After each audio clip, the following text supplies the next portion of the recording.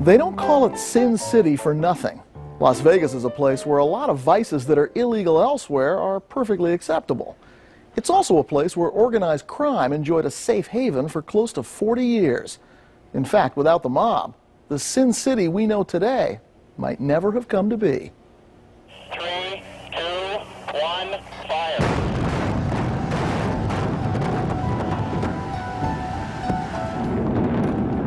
Las Vegas, Nevada is not a city that treats its history kindly. In the 1990s, no fewer than 5 landmark properties are imploded to make room for new construction.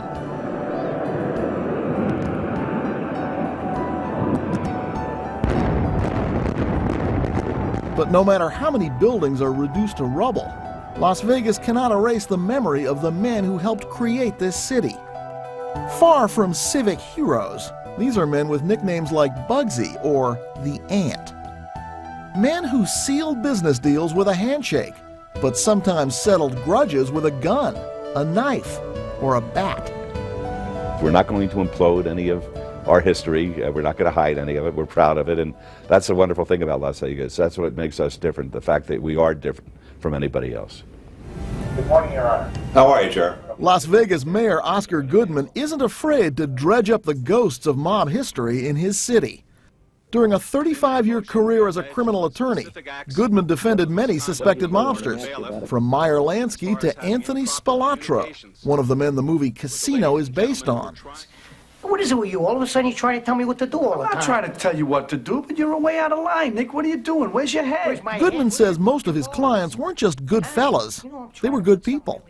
I mean, this is not Tony Soprano. These are people who really had good family lives, and that's with a little f.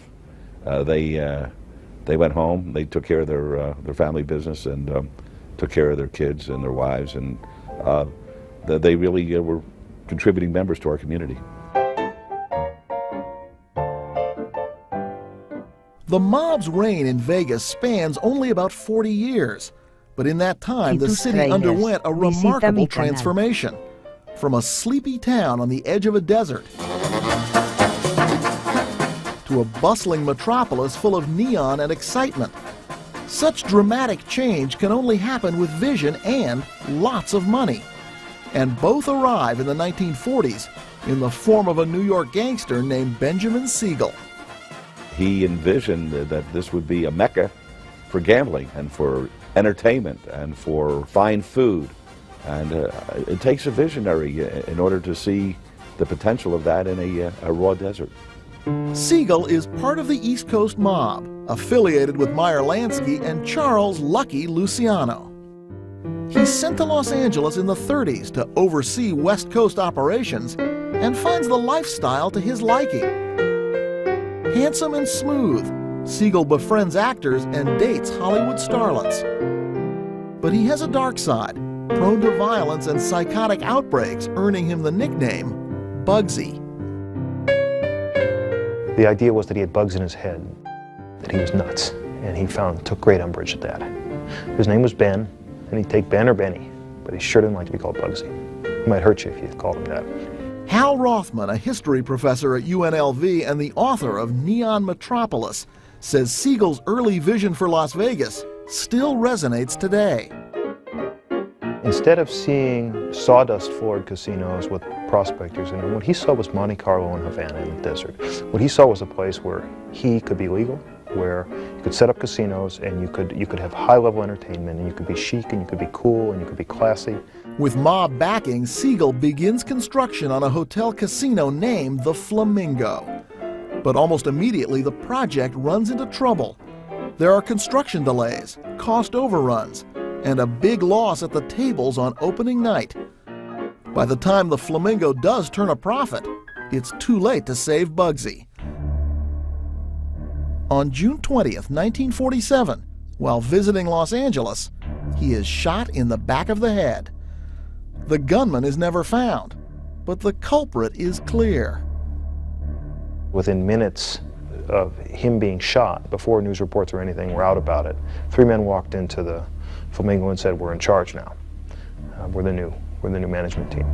One of those men is Gus Greenbaum, who runs afoul of the mob a decade later when he and his wife's throats are slit at their retirement home in Phoenix, Arizona. The murders are brutal and reflect an unwritten code. Mob violence only happens out of town. If anybody got hurt or killed, it was always someplace else. It was never in Las Vegas. It was as this was pristine and sacred territory. Sacred because Las Vegas offers the mob an opportunity that can't be found anywhere else in America, the chance to be legitimate. They were illegal where they came from because gambling was illegal every place. They legalized it in Las Vegas. They come here, and now they could become legitimate citizens. They could belong to the Chamber of Commerce. They could become very philanthropic, and they were. Perhaps no one epitomizes this better than Mo Dalitz, a reputed mobster from Cleveland who moves to Las Vegas in the 1940s. His first investment is in a struggling half-built casino called the Desert Inn. Dalitz uses the position not just to make money, but also to become a pillar of Las Vegas society. I guess somebody would call him a mobster. I used to see him at the Las Vegas Country Club, sitting very quietly with his friends, playing gin. Soft-spoken, generous to a fault, respected in the community. Never saw him commit a crime. And that's the way I judge people. But outside of Las Vegas, the heat is on the mob. In 1950, Senator Estes Kefauver begins a series of hearings around the country on organized crime, with his panel grilling such legendary mobsters as Frank Costello. When you signed or had someone sign your naturalization papers, what did you promise to do as a citizen of the United States? Well, I promised to obey. Obey what? The Constitution. And the law. That's right. The commission comes to Las Vegas the next year, holding hearings in a courthouse that still stands across the street from the mayor's office. They wanted to make reputations on our bones, and they came out here and, of course, held these very dramatic hearings. They were on TV and publicized cover of Time magazine, and ended up with a zero, I mean, as far as putting gambling out of business. Instead, gambling gets even grander. In the 1950s, the Tropicana, the Stardust, and the Sands all open for business. It's Las Vegas that's the hit now, and people flock here from all across America to experience it. Those were the halcyon days of Sin City, when Las Vegas was the one place in buttoned-down mid-century America where you could be yourself, where you could shed whoever you were and just cut loose. By the start of the 1960s, the mob searches for new money to fund its projects. It finds a partner in Teamsters president Jimmy Hoffa, who uses a pension fund to help spark another building spree. And the Teamsters Central States Pension Fund becomes a funnel for money to a bank in Las Vegas that owns the casinos and begins to build places like the Aladdin and Caesar's Palace and Circus and other places like that. Vegas is glitzier than ever, but it may be the mob's last hurrah. The FBI begins targeting organized crime with wiretaps and uncovers evidence of skimming operations at several casinos. It is into this world that a young Oscar Goodman arrives from Philadelphia, ready to begin practicing criminal law. Within 3 years, his specialty is wiretap cases. The people that the government was wiretapping in those days were all gamblers. And I had to learn about gambling in order to defend them. I had to learn what a gambling line was, what the point spreads were, what the phraseology was, what the bottom sheet was. I had to understand how bets were taken, how bets were laid off, all these kind of things, and I became a bit of an expert in it. In 1966, billionaire Howard Hughes arrives in town too. He rents the entire top floor of the Desert Inn and ends up buying the place from Mo Dalitz and the other owners. Then he continues to buy out casino after casino until Hughes owns more than a quarter of the Strip. Major companies follow suit, and just like that, Las Vegas goes corporate. All of a sudden, here came corporations with big bottom lines, with deep pockets, big piles of resources to invest, and all of a sudden, there wasn't enough illegal money to be able to play in that kind of game. And so mobsters sold out some of these casinos, and they felt pretty good about it because they were making money hand over fist. Mob ownership dwindles, but not its influence. It's the 1970s, the era of the movie Casino, portrayed through the characters Nicky Santoro and Sam Ace Rothstein. Rothstein is based on Frank Lefty Rosenthal, who says he came to Las Vegas for the same reason so many others before him did. Las Vegas was the only safe location, safe meaning legal, where a professional gambler could wager without fear of law enforcement. Rosenthal finds a job at the Stardust and works his way up the ladder until he controls the operation. He is joined by Chicago monster Anthony the Ant Spilotro, who is sent to oversee a mob skimming operation. Spilotro is reportedly a mob hitman and reputed to be a sadistic killer. Just gotta cut it out, I'm warning you now, right? In one scene in Casino, his character is shown torturing someone by putting their head in a vice. Don't make me have to do this, please, come on. Goodman, who appeared in the movie as himself and represented both Rosenthal and Spilotro in real life, says that in person the Ant was always a gentleman. When he would come to my office, he was as kind and gentle as one could be as far as my staff was concerned. He was always generous with me as far as my fees were concerned. And I represented him in murder cases. I represented him in racketeering cases. I represented him in illegal gambling cases. Not guilty, not guilty, not guilty. So as far as I'm concerned, he's not guilty. Goodman wins every case, but in the end, Spilotro becomes too high profile for the mob. He dies like many others before him, violently and outside Las Vegas. Rosenthal survives an attempt on his own life in 1982 when his car is bombed on Sahara Avenue near the Strip. But his career in Las Vegas ends a few years later in much quieter fashion. He is unable to get a gaming license because of a minor gambling conviction from 20 years earlier in another city. All of a sudden, what you've got is a situation here where a guy who would be perfectly acceptable in 1950s Las Vegas can't get a license. The world has changed, the rules of the game have changed, and it will never be the same again. Major corporations are in control of the casinos, and the mob is out of the gaming business here. In 1999, Oscar Goodman gives up his criminal practice to run for mayor and wins with almost 64% of the vote. In 2003, he's re-elected with 86%. Now, the reputed mob lawyer turned mayor is a champion of his city's history. A history that includes the underworld figures who brought glitz and glamour to the barren desert. I think to the average person, it is glamorous. Visitors from all over, they don't come here to see Mickey Mouse. They come here to get a little bit of the feel about lifting up that rock and finding a little piece of Bugsy. Bugsy, Moe, Meyer, and many others. Men who may never be commemorated on the Strip, but who are as responsible as anyone for turning sin into a city. October 4th, 1982.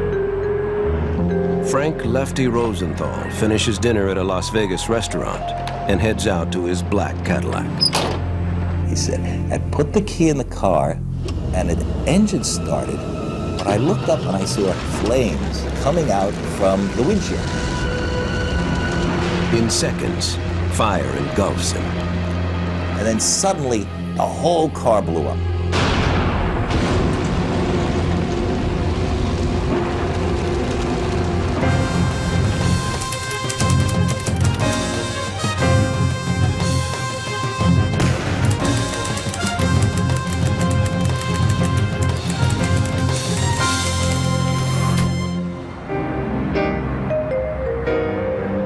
Native New Yorker Nicholas Pileggi is an award-winning author known for immersing himself in the culture of his favorite subject, the mob.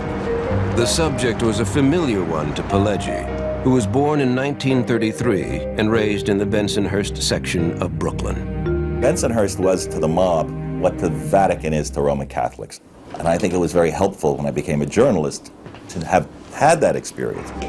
In 1986, he collaborated with notorious mob rat Henry Hill on the bestseller which was later made into the Academy Award-winning movie, Goodfellas.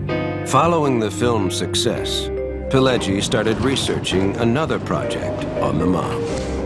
The biggest thing they did, of course, was to get into the casino business and create Las Vegas. He discussed his idea with Goodfellas director Martin Scorsese, who was interested. Pileggi then contacted one of Vegas's most fascinating characters, Frank Lefty Rosenthal.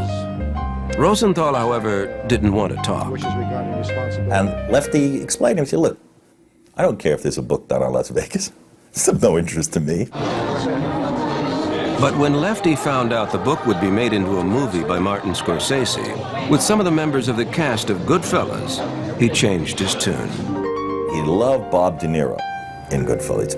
And when I was able to tell Lefty, Frank Rosenthal, that De Niro would be playing him, his whole aspect changed, and he began to tell me the story of his life, which was an unbelievable story. The collaboration produced the critically acclaimed book, Casino, the true story of two small-time hoods from Chicago and their chance to rule the desert paradise of Las Vegas. It was nothing better, and then it collapsed. The whole thing, they just threw it away. Frank Lefty Rosenthal's brush with death was the culmination of a life lived on the edge, one that began in Chicago in the 1940s. At the time Lefty was growing up in Chicago, it was a thoroughly, totally corrupt city. It was Jewish and Italian bookmakers, gangsters, gamblers, and he liked the life. And he admired the men who he knew were in the life. At a young age, he learned the ins and outs of sports gambling. Lefty talks about Wrigley Field out in Chicago, where a section of the bleachers was really a gambling section. It was like a little mini casino. Lefty used to go out and watch a couple of guys who knew the odds on everything that was happening out there. Lefty got excited by the money these guys were making. Rosenthal realized that if he was going to make his living at this, he would have to do his homework.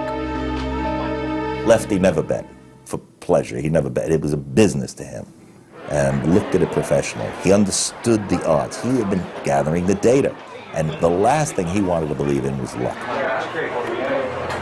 By the age of 19, Lefty had developed contacts with sports reporters at various college newspapers. They'd give him inside information about their teams. Top of that, Lefty, coming from the world he came from, also knew how to bribe people. He knew how to go in there and talk to a guy who was an assistant trainer. Give the guy a couple of bucks. The more information Frank Rosenthal had, the better he could evaluate that team's chances that weekend. Eventually, he'd built an entire network of tipsters who would give him the inside dirt on every gambling scam in the book. And it wasn't long before he was picked up by one of the organized crime captains in Chicago. Lefty proved to a lot of guys in the Chicago mob that he was a tremendous earner, and he could make a lot of money for them. And as a result, he was able to do whatever bookmaking or whatever handicapping he wanted to do with the umbrella of protection from those guys. One of the men who watched Rosenthal's back was a young, tough guy named Anthony Spilotro. Tony Spilotro was 10 years younger than Lefty and had grown up on the city's west side, just a few blocks from Lefty's house. In Chicago, he was basically a muscle and a strong-arm man, and people were terrified of him. I mean, it's sort of amazing because he was not a big man, he was very diminutive. In a 1996 interview, Frank Rosenthal reminisced about his early days with Tony Spilotro. I just met Tony somewhat by accident at a very, very young age, and we just seemed to click. Tony was fascinated by the gambling and my ability to predict an outcome of a sporting event. Tony loved to gamble. He would come up to Lefty with his list of picks. These are my picks, these are my picks. Lefty would look at it, he said, no, that one's okay, that one's okay. To protect his friend and advisor, Tony would beat to a pulp any street guys who messed with Lefty or didn't give him the proper respect. Over the course of their friendship, Tony delivered a number of these messages, always making sure that Lefty didn't get his hands dirty. Rosenthal witnessed several beatings on his behalf. Tony's mission was to show his worth to the family as an enforcer. he set his sights on becoming a made man. That is what a lot of these kids, like Tony Spilotro, wanted more than anything in the world. Guys who are officially made men. They're looking for kids who are tough, kids who have nerve, kids who aren't afraid of the cops, kids that don't have to be home at 11 o'clock, and kids who are looking to hustle and make money for themselves and not work. And Tony chose that life. But Lefty was more interested in business than violence. Lefty wasn't one of them. Lefty's not a tough man. Lefty doesn't do anything like that. In 1960, Lefty had his first pinch as a bookmaker, which branded him as a known gambler with the Chicago Crime Commission. Soon, he decided to get out of town and start gambling strictly for himself. He could go so far in Chicago. On top of that, Lefty doesn't like cold weather. And so he went down to Miami. Miami was a winter place for every wise guy in America. The big hotels went up, the Fontainebleau, the Eden. I think it's just great hotels. You had the track there, you had the dog track, you had the racetrack, you had illegal casinos on the outskirts, and he went down there to try to make a living and was probably going to do very, very well. But his reputation in Chicago was such that it followed him to Miami. It's set up and you don't give us our take? The Miami police immediately went to him and said, "You're opening up a bookmaking operation down here. We want our take." I'll do it again, too. Stubborn Lefty, instead of taking care of them, giving them a couple of $100 a week, says, "Oh, look, I'm not going to pay you if I don't have to." You're going down. You're going to pay. And they made life miserable for Lefty in Florida and just kept going after him. After 6 years and a number of arrests for illegal bookmaking in Miami, Frank Rosenthal had had enough. And he said, "What am I doing here? This is ludicrous. Why, if I do exactly what I'm doing here, if I did it in Nevada, I don't have a thing to worry about. The hell with it." He decided to move where the betting action was hot and legal, Las Vegas. But it was in Vegas that Lefty would forget his most important rule: never bet on a long shot.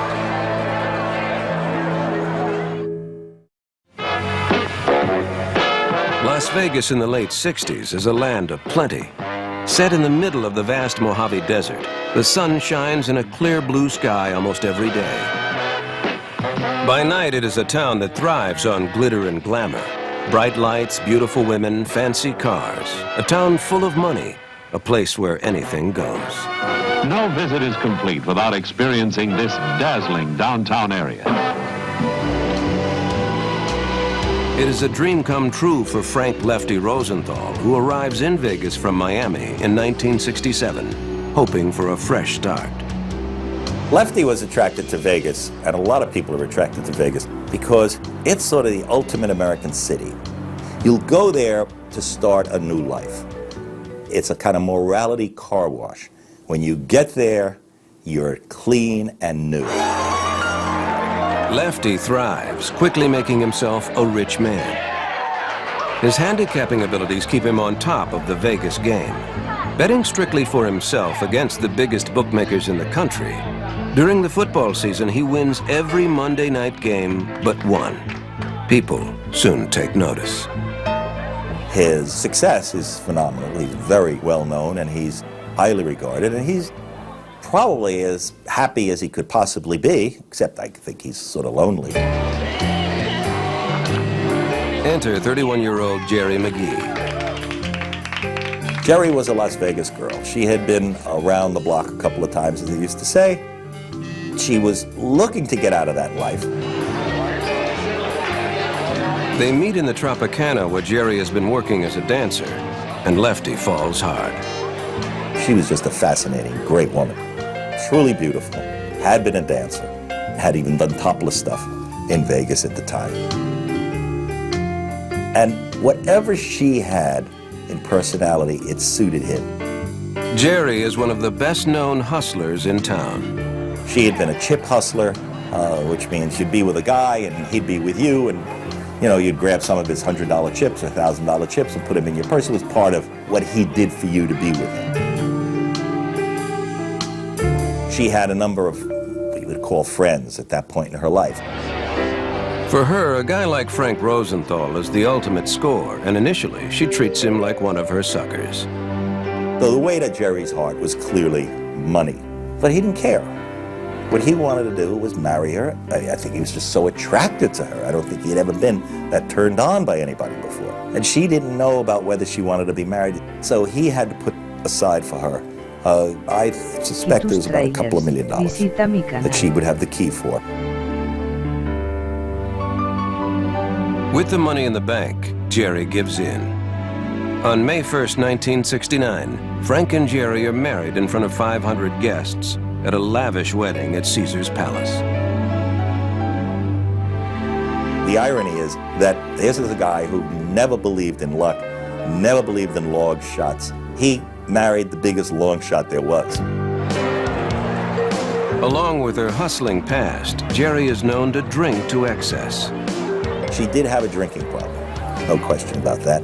But Lefty, being the kind of guy he was, said, it's okay, we'll get rid of it. We'll take care of your baggage, He always felt you could logically and intelligently deal with things, even deal with emotions.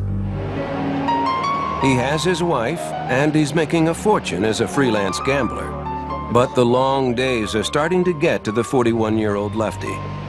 Then in 1971, an old friend from Chicago, Bobby Stella, gives him the opportunity to work at the Stardust Casino. Rosenthal begins working at the Stardust as a floorman and realizes that he has found his calling. You gotta remember, Lefty is the mathematician. He is the guy who doesn't believe in luck. Las Vegas, all of his customers believe in nothing but luck. So right away, Lefty looks upon everybody out there as a sucker. All they're doing is shoveling money in your pocket. Lefty runs the casino with an iron fist and soon gets a chance to expand his kingdom. The casino changed hands, and Alan Glick, a financier who had managed to get a Teamster loan, bought the Stardust and 3 other casinos. By getting a $62 million loan through the Teamsters pension fund, Glick gets more than he bargained for. He's now beholden to the MAFIA, which uses the Teamsters fund to position legitimate men like Glick as fronts to run hotels and casinos in Vegas. As long as the Teamsters and the mob could control who owned the casino, they could control the count room. That was the source of their power. Not muscles, there was money. Glick's casinos soon become a cash cow for the Midwestern mob bosses, who include Joe Aiuppa from Chicago, Nick Savella from Kansas City, and Frank Balistreri from Milwaukee. They want their men in the count room. Once their guys control the count room, then they can produce the skim. The skim is the money pulled from the day's take that goes directly to the mob bosses back in the Midwest. Although Lefty doesn't have anything to do with the skim directly, he is in charge of the casino, which assures the mob that their men in the counting room will be left alone. The people in the count room are world to themselves. And if they're all in on it, some guy comes in, nobody pays attention to him, he goes to the closet, there's just stacks and stacks of money, he takes whatever it is, puts it in a suitcase, walks right out the door, gets on a plane, flies to Chicago or Milwaukee or wherever, and whacks up, divides the money. By 1971, Rosenthal is making a fortune with his gambling winnings. But he doesn't have a gaming license, and with his rap sheet and mob ties, he knows that the powerful Las Vegas Gaming Commission isn't likely to give him one. So he is given a job title at the Stardust that doesn't require a license: Food and Beverage Manager. The employees have no doubt, however, that Lefty is in charge. Lefty was a tyrant. That's all there was to it. While Lefty may have a long rap sheet, he won't have any outside people cheating at his tables. Lefty made sure nobody robbed because it was a matter of pride. Well, we just made sure that we sent you a very strong message, and we asked you to tell your friends, and if you had any sense of understanding and survival, you just wouldn't come back. We had some situations there where people were roughed up. In 1971, the Gaming Commission hears that a mob-connected bookie is in charge of the Stardust Casino. Officials keep an eye on him, But try as they might, they can't prove that Lefty has anything to do with running the casino. So Lefty continues raking in the cash. With a sexy wife and money to burn, he is the epitome of high-living Las Vegas. But his past is about to close in on him. Back in Chicago, Lefty's old pal Tony Spilotro participates in a mob hit that earns him the coveted position of a made man in the Chicago outfit. Word soon hits the streets that Tony had tortured the man for 2 days, then put his head in a vise and tightened it until one of the man's eyes popped out. Tony is proud of his participation in the gruesome killing, but with the heat coming down, he has to get out of town. Tony was looking at lots of possibilities, so why not go to Vegas? Las Vegas was basically an open town. It wasn't controlled by any one organized crime family. And on top of that, one of his old friends was running a casino out there. When Tony arrives in the spring of 1971, he is in awe of all that his old friend Lefty has accomplished. He wants his share of the Vegas gold mine and asks Frank if he has any objections to his moving out there. Because of their past ties, Lefty has to give him his blessing, but he warns Tony that Vegas is nothing like Chicago. He cautioned Tony, you'll own the cops in Chicago.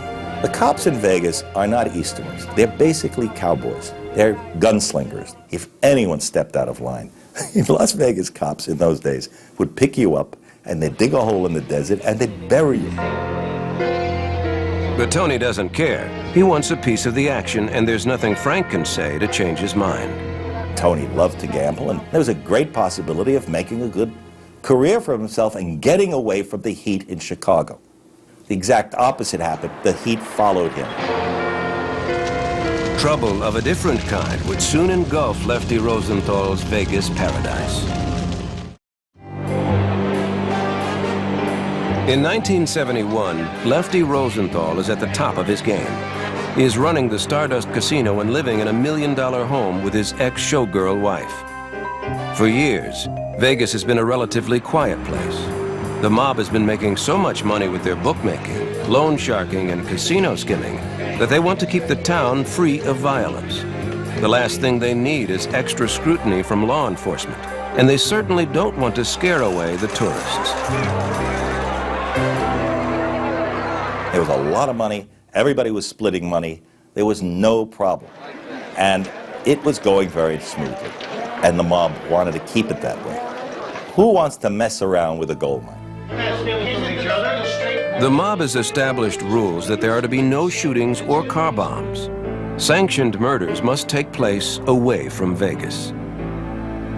But then Tony Spilotro comes to town.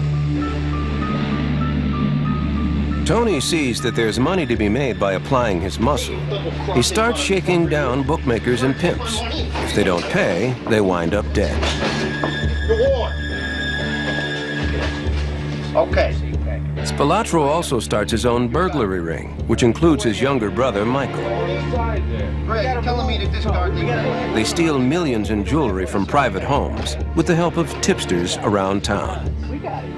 And a lot of problems arose as a result of it, because a lot of these turned out to be violent entries into places where people were there, people were beaten, tortured, the money was taken. If the alarm system is too difficult for Spilotro's gang, they smash right through the wall. Lefty had warned him, keep a low profile, there's plenty of money to be made out of here, you'll change your life. But Tony just couldn't, he had gone back to the old ways. The local cops are well aware of Spilotro's reputation as the Chicago mob's main muscle and hitman. So when crime starts to rise in Vegas, they focus all their attention on him. The Chicago mob had come to Vegas, and if you're a cop looking for some action, that's a perfect guy to spend all your time on. Who else are you going to go follow? The FBI is also watching Spilotro closely. They believe he's been sent to oversee the mob's interests in Vegas, and they are determined to find proof that will help them build a case. Lefty Rosenthal has spent years avoiding scrutiny from the Gaming Commission. Now his old friend Tony is bringing law enforcement to him. Lefty is desperate to avoid this guilt by association and does his best to explain this to Tony, away from the watchful eyes of law enforcement. Lefty would say, Tony, look, stay away from me. Don't come around. Don't get involved with me. I don't want to. And Tony resented Lefty's wanting to be withdrawn from. What's that? You don't like me? What happened to me? I mean, yeah, now you're a big shot. You don't want to talk to me. Tony took it as a slight. All the while, Frank's home life is getting increasingly tense. His wife Jerry's drinking and pill popping are getting out of hand. She finds married life too confining and often takes off for days at a time. Lefty tries to ignore the tension and continues to build his empire. He is the town's most innovative gambling executive. He is the first to allow female blackjack dealers on the strip, a move that doubles the blackjack drop in a year. I mean, this is the guy who found Siegfried and Roy. I mean, Lefty discovered Siegfried and Roy. He says, get them over here, I'll build a stage for them, which he did. I mean, Lefty created the world in Las Vegas of sports betting. There were no sports betting parlors or anything like that in Las Vegas until Lefty got there. Of course, as his reputation grows, so does the Gaming Commission's scrutiny. Finally, Rosenthal is forced to apply for a gaming license just like other casino executives. But in 1975, just months before his licensing hearing, Lefty makes a mistake. He fires an incompetent manager who turns out to be friends with Pete Echeverria, chairman of the Gaming Commission. Echeverria tries to persuade Rosenthal to rehire the guy. And for whatever reason, again, I think it was just Lefty's attention to detail. He felt the guy's errors had been so egregious, and he just was not going to do it. It turned a lot of the local people against him. They felt, oh, he's another one of these guys from the East who come in here thinking they own this town. Lefty's licensing hearing before the Gaming Commission takes place in January 1976. Throughout, the commission peppers him with questions about his past mob ties, in particular, his friendship with Tony Spilotro. Lefty can't explain away his associations, and the commission denies him a license.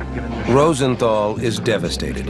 This not only means he can no longer set foot in the Stardust, he is banned from gaming altogether. He felt that he was paying the price for a lot of stuff that really wasn't of his doing.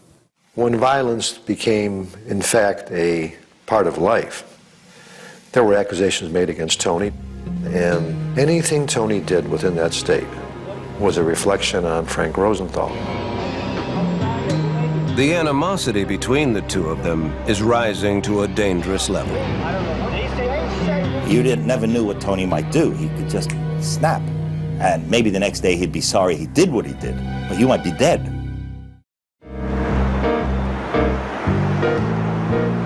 In 1976, the Las Vegas Gaming Commission forces Lefty Rosenthal out of his beloved casinos. But he has no intention of giving up or going away. He continues to oversee the action at the Stardust from his house by hooking into the casino's eye-in-the-sky monitoring system. But with Frank spending more time at home, the problems with his marriage to Jerry become more pronounced. Lefty is really adamant about she giving up drinking and giving up pills, and so she's fighting with him always. It's very clear to her that he's probably having affairs. She starts having affairs. I mean, it was one of those marriages at that point. But Lefty won't have to remain at home for long. On December 2nd, 1976, a Las Vegas District Court judge with personal ties to Lefty rules that he should be reinstated to his position at the Stardust Casino. Rosenthal is back in action. To avoid conflicts with the gaming board, he takes on the job title of Entertainment Director.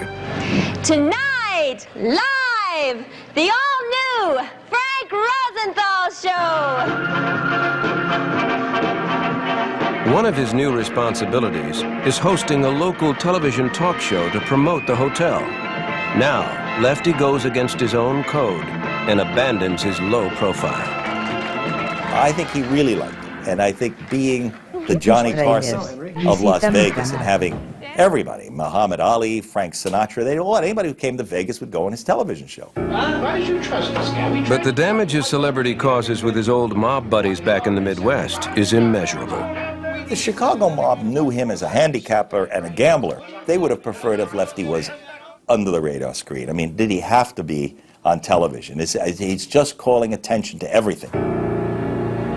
Meanwhile, Tony Spilotro resents the fact that Lefty is a Vegas star, and the mobster begins to develop his own delusions of grandeur. Las Vegas, as everyone knew, is an open town. There's no Las Vegas mob family or boss. He was clearly the most dominant force out there. And he began to try to see whether he could put together an organized crime family in Las Vegas and be a boss. It'd be the first time that had ever happened. Tony turns to his old friend, Lefty, for help. Lefty's vouching for Tony would have been a big help to Tony. And Lefty said, no, I'm not going to do it. I don't want to do it. You shouldn't do it. You shouldn't organize here. You should go back, stay lower key. What do you mean? I should be low key. You got a television show and you're telling me to be low key? Tony finds a sympathetic ear with another one of Lefty's associates, his wife, Jerry. And at the same time, you got to remember Lefty's wife's anger at Lefty. She was drinking more. She and Tony formed the bond, both of them getting angrier and angrier over the months at Lefty. Tony and Jerry hit it off, and they started sneaking around. But the good life in Vegas is about to come crashing down around them. In May 1978, while investigating a murder in Kansas City, the FBI bugs a local mob hangout. The feds hit the jackpot. They listen in as a number of wise guys discuss the skim, the illegal take from the Las Vegas casinos. And they mentioned the hotels and casinos. They mentioned who was picking it up. These guys had no idea they were being bugged. And as a result, the FBI couldn't believe their ears. That wire explained to the FBI forever how the skim worked, who the participants were, etc. From then on, it was downhill as far as the skim and the mob was concerned in Las Vegas. While the FBI's wiretaps eventually lead to the indictments of 8 top bosses, Frank Rosenthal is about to uncover a more personal betrayal. One night in July 1978, he calls Jerry on her car phone. And a voice picked it up as, oh, and he realized it was Tony Spilotro. He confronts Jerry at home that night, and she admits she has been having an affair with Tony. Frank knows both of them are now in serious danger. Lefty had to tell Jerry, the one thing you can't do is tell Tony that I know. I said, what are you talking about? You can't let him know, because if he knows I know, he will be afraid that I could go back and beef on him to his bosses. And rather than have them take that chance, he'll kill me and he'll kill you. And the only way we could save our lives at this point, knowing Tony, is for you to stop having the affair with him and to not ever let him know that I know. Because if he knows I know, he's going to kill us. Jerry convinces him that she'll end the affair, but Lefty knows that's no guarantee that she will. His wife is addicted to pills and alcohol. She's not in control of her faculties. When she's sober and straight, of course she'll never tell Tony. But what if she winds up in a situation with Tony and she gets mad at Tony and wants to make Tony furious, and she said, I told her, she's capable of doing anything. Jerry's affair with Tony is the worst kept secret in town, and it's the final blow to the marriage.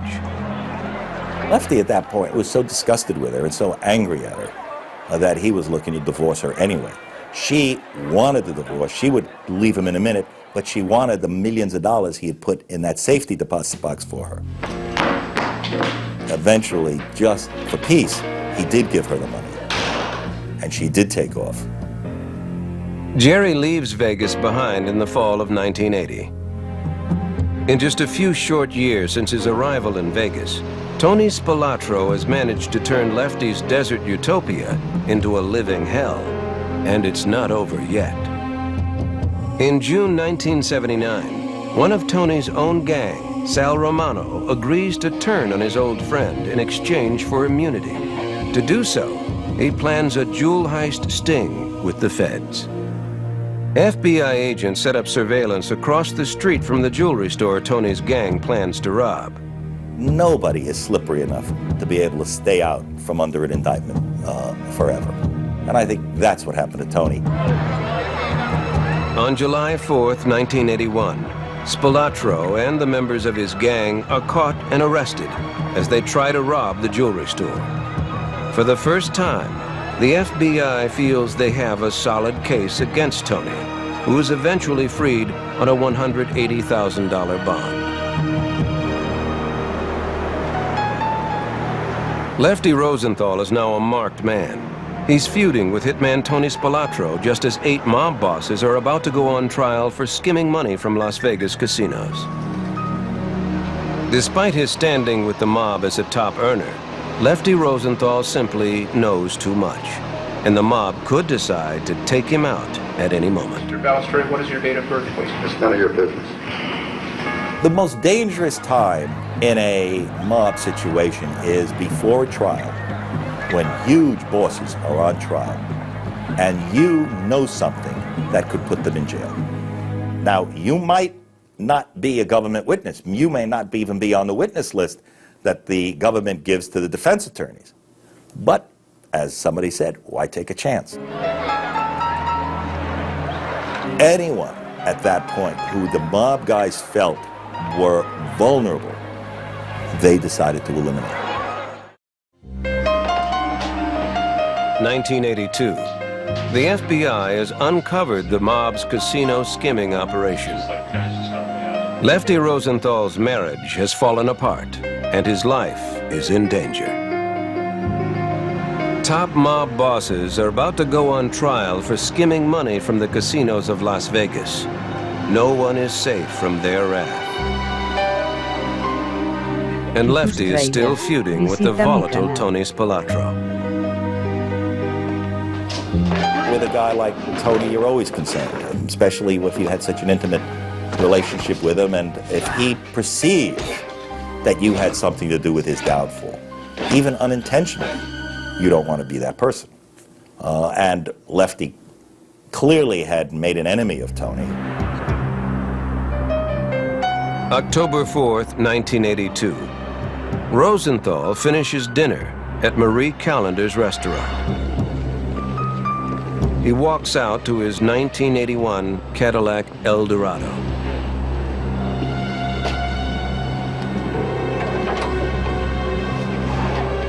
He said, it all went slow, he said. I put the key in the car, and the engine started, but I looked up and I saw flames coming out from the windshield. And he said the flames started getting bigger, and he said, I reached for the door, and I noticed this whole wall was a sheet of flames. I just pushed my hand into the flame, grabbed the door jamb, opened it, and tumbled out of the car. It is only then that he realizes that he is on fire. 2 men from the restaurant run to his aid. They grabbed him and brought him to the side, and the car is sitting there, and they said, stay down, stay down. As the 3 of them duck for cover, the fire reaches the gas tank. And then suddenly, the whole car blew up.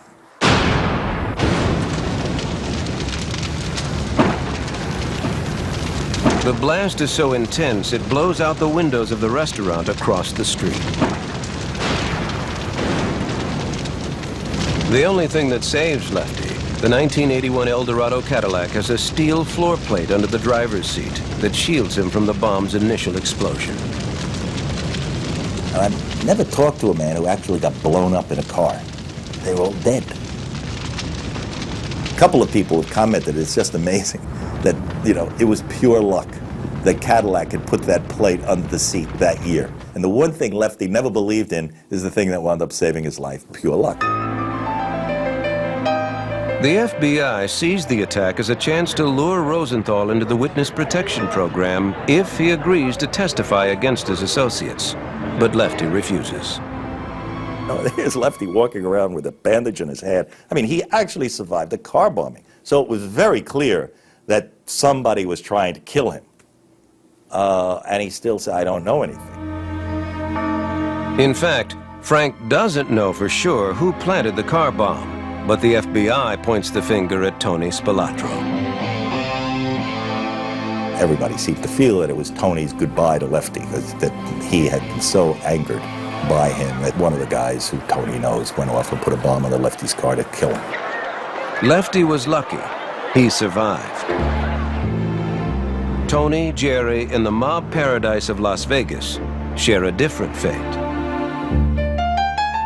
On November 6, 1982, a month after the car bombing, Jerry dies in Los Angeles of an apparent drug overdose. She was 46 years old.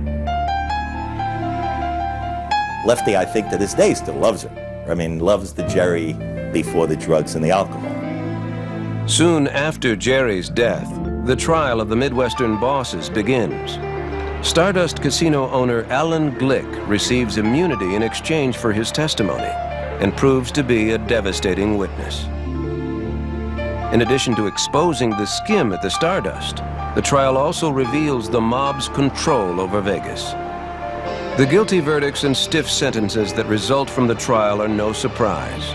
The aging mob bosses will spend the rest of their lives in prison.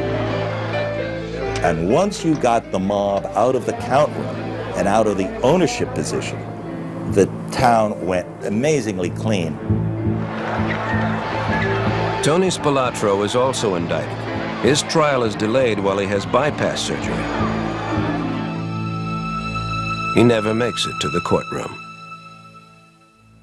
Tony had made a lot of enemies by some of the stuff that was going on in Las Vegas. And he had been called back to Chicago by the bosses because they were angry at what had been created there. Yeah, I'll bring Mike. Tony knew something was coming. He was going to have a meeting that was going to straighten things out. Both Tony and his brother Michael, who is part of his crew, are called to a meeting outside Chicago in rural Indiana. How you doing? How's it going? It turns out the meeting was going to take place in a cornfield, and which is okay because there are so many wires and you got the trial.